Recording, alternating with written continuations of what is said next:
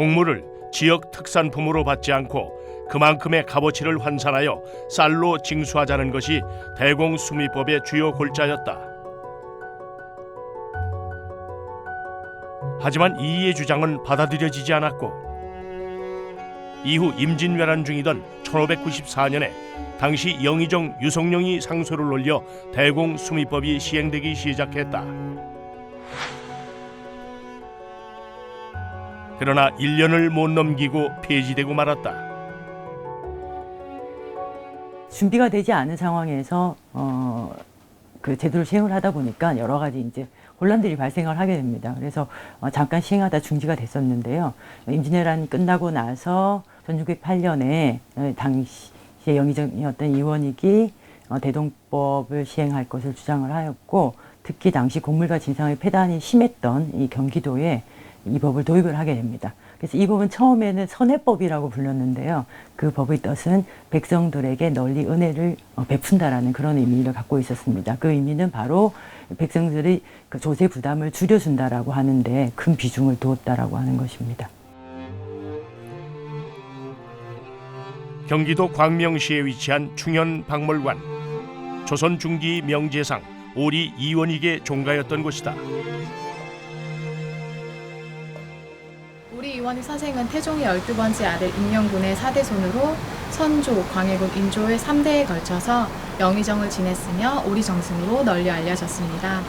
오리 이원익 선생의 성품은 소박하고 과시할 줄 모르며 책임감과 정의감이 투철한 인물로 백성들을 사랑하는 애민 정신을 바탕으로 하여 많은 업적을 남겼는데, 그중 대표적인 것이 바로 대동법을 실시하여서 백성들의 세금 부담을 덜어주셨습니다.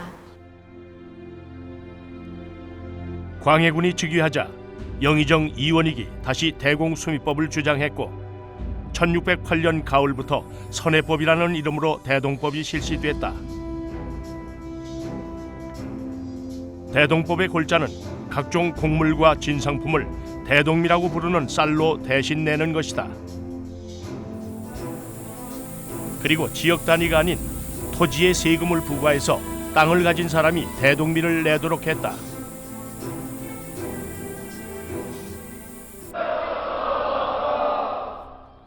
만 백성의 아버지였던 조선의 왕은 공납으로 피폐해진 백성들을 위해 대동법을 시행했다.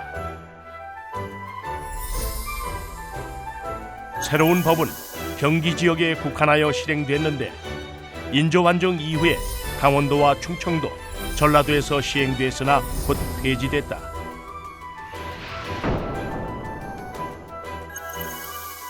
그리고 효종 즉위 후 논의를 거쳐 수정된 대동법은 1651년 충청도를 시작으로 전라도와 경상도에서도 점진적으로 시행됐다.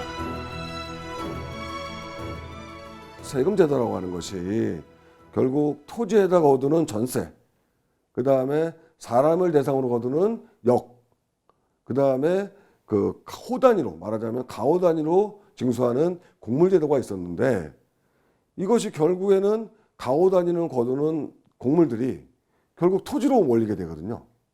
즉 그 얘기는 뭐냐면 토지를 가지고 있는 많은 지주들의 불만이 나올 수밖에 없는 거거든요.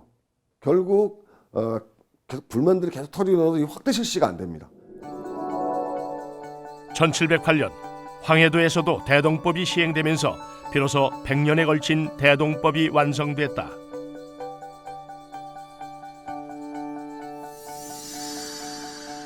대동법의 징수 기준은 토지다. 토지 1결당 12두, 즉 12마리의 쌀을 거두는데 토지 1결에서 약 300두의 쌀을 생산할 수 있다. 그러니까 한 해에 생산된 300두의 쌀 가운데 12두를 세금으로 내는 것이다. 대동법의 시행으로 땅을 많이 가진 사람은 세금을 많이 내고 땅이 없는 사람은 세금을 내지 않게 됐다. 세금 부과 체계가 합리적으로 바뀐 것이다. 사실 대동법이라고 하는 거는 안민과 재정이라고 하는 두 가지 상충되는, 안민을 하면은 재정을 깎아줘야 되고 재정을 한다면 안민을 할 수가 없는데, 근데 이 두 가지를 아주 절묘하게 결합해서 두 가지 다를 가능하게 했는데 그 방법은 뭐냐면은 부패 청산이었던 거예요.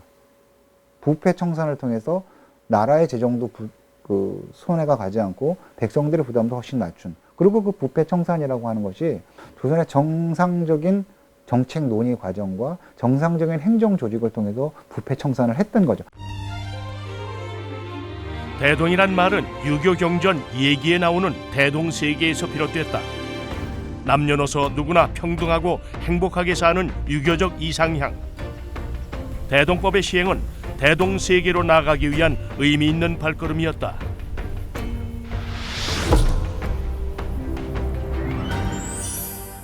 그러면 조선 사회에서 이런 대동법이 시행됨으로 해서 정말 많은 변화가 있었을 것 같은데 어떤가요? 예, 조선 후기의 대동법을 통해서 크게 두 가지 변화가 있었습니다. 네. 첫 번째는 재정제도의 변화인데요. 정부에서는 토지에서 쌀을 한꺼번에 거둔 다음에 절반 정도는 서울의 경비로 쓸 수 있도록 상납해 올리고 절반 정도는 지방에 유치해서 지방 재정으로 쓸 수 있도록 하였습니다. 이를 통해서 이전에 없었던 중앙 재정과 지방 재정의 예산 제도의 기틀이 마련됐다고 할 수 있습니다. 두 번째 변화는 시장의 활성화입니다. 이것은 이미 많이 알려져 있는 부분인데요.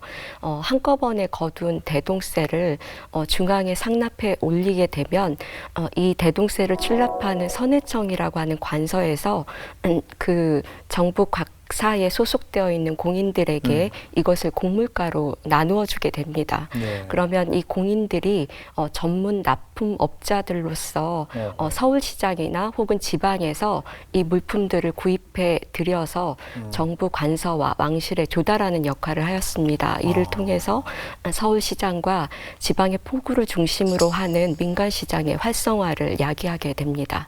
이것이 큰 변화라고 할 수 있겠습니다. 그러니까 쌀을 받아서 네. 다른 물건을 그걸로 구입을 해서 올렸다 이런 그렇습니다. 얘기잖아요. 네. 그러면 쌀이 화폐를 대신했다는 거잖아요. 네, 맞습니다. 조선시대 내내 쌀이 포목과 함께 주요한 화폐로 기능을 하게 됩니다. 이것을 네. 현물화폐라고 통칭을 하는데요. 그렇지만 대동법이 육도에 확대 시행되면서 이 쌀이 주는 중량감 때문에 이것을 서울로 한꺼번에 올리는데 상당한 부담이 있게 되죠. 이제 네네. 그렇기 때문에 지방에서 이것을 교통이 불편한 그런 내륙의 산간 벽지에서는 이것을 포목으로 전환해서 바꾸어서 바치겠다는 그 요청을 하게 됩니다. 그럼 정부에서는 애초에 대동법이 백성들을 편안하게 하기 위한 수치제도였기 때문에 그 요구를 상당 부분 들어주게 되고요. 숙종 4년 이후에 동전을 이제 확대 보급하게 되면서 지방 9년에서는 동전을 또한 상납하겠다는 요구를 하게 되고 이제 그럼으로써 쌀과 포목과 동전이 대동세로 중앙에 상납이 되고 지방에서 쓰이는 방식으로 바뀌게 됩니다.